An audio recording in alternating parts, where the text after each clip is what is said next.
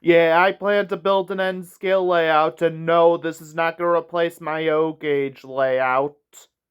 It's going to be a small layout inside my bedroom with 2 lines of track. My original plan was just to have 1 line of track, but I could add 2 if I squeezed in a sharper set of curves in it.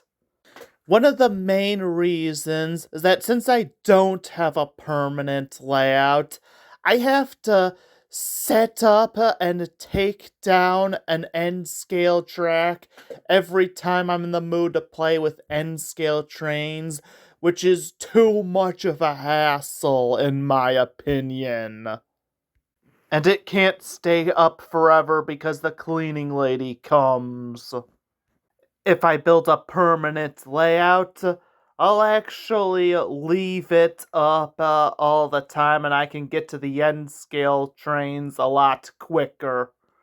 I was also in the mood for some scenery surrounding the N-scale trains.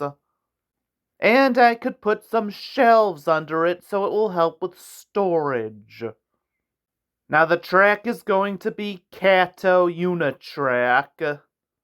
And here's a track plan.